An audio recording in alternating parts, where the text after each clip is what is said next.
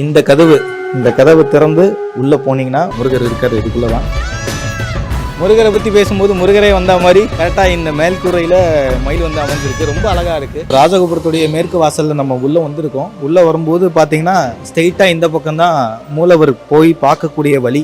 ரொம்ப வருஷங்களா அது வந்து சாத்தி இருக்கான். முக்கியமாக அதுக்கான திருப்பணிகள் போயிட்டு இருக்கு. ஃபுல்லாக கட்டிட வேலைகள் சத்தம் கேட்கும்னு நினைக்கிறேன். இந்த ராஜகோபுரம் பார்த்தீங்கன்னா ரொம்ப நாளாகவே மூடி இருக்கு. ஸோ எதுக்காக அப்படின்னு கேட்கும்போது இது வந்து ரொம்ப இறக்கத்தில் இருக்குது அப்படின்வாங்க.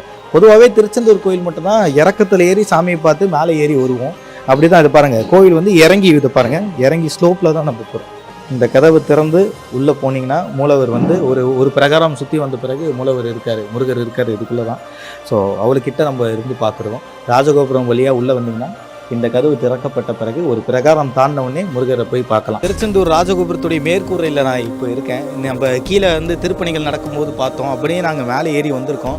கோபுரத்தை ரொம்ப நாளாகவே கீழே இருந்தே பார்த்தோன்னா இன்றைக்கி மேலே வந்து பார்க்கும்போது ரொம்ப அற்புதமாக இருக்குது. இங்கேருந்து பாருங்களேன், அந்த பிரம்மாண்டம் வந்து எவ்வளோ அழகாக இருக்குன்னு. ஒவ்வொரு வேலைப்பாடுகளும் அவ்வளோ நுணுக்கமாக பண்ணியிருக்காங்க.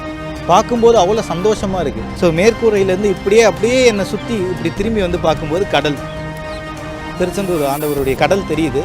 முக்கியமாக அந்த கலசம் இருக்குது பார்த்தீங்களா, அந்த கலசத்தில் அதான் மூலவர் திருச்செந்தூர் ஆண்டவர் சுப்பிரமணியன். அவர் அங்கே தான் இருக்கார். ஸோ அவரை பற்றி பேசிகிட்டு இருக்கும்போதே மயில் வந்திருக்காங்க பாருங்கள்.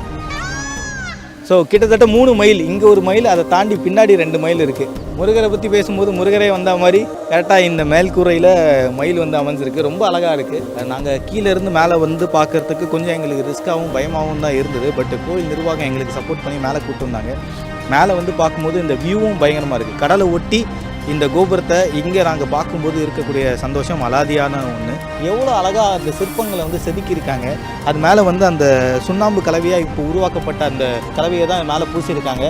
காஞ்ச பிறகு அது ஒயிட்டாக இருக்கிறது தெரியுது அவங்களுக்கு. ஸோ மேலே நல்லா காஞ்ச பிறகு ஒயிட்டாக இருக்குது. அப்படியே அந்த கோபுரத்துக்கு கொஞ்சம் கீழே பாருங்கள், இது வந்து இப்போ பூசியிருக்காங்க, அதனால கொஞ்சம் எல்லோயிஷாக இருக்குது. ஸோ இது காஞ்சி கொஞ்சம் நாள் ஆக பிரைட் ஒயிட்டாக மாறிடுமா, அதுதான் நீங்கள் கோபுரத்துக்கு மேலே பார்க்குறீங்க. இதுக்கு மேலே எந்த பெயிண்டிங்கும் கிடையாதான், இது இப்படியே தான் இருக்க போகுது அப்படின்றதும் கோவில் சார்பிலேருந்து எங்களுக்கு தெரிவித்தாங்க. ஸோ இன்னும் ஒரு 10% தான் அட்மோஸ்ட் முடிச்சிட்டாங்களா ராஜகோபுரத்துக்கான பணிகள். இன்னும் ஒரு 10% தான் இருக்குது. அதையும் முடிச்சிட்டாங்கன்னா இந்த ராஜகோபுரம் வந்து பிரம்மாண்டமாக திறக்கப்படும் அப்படின்னு சொல்லியிருந்தாங்க.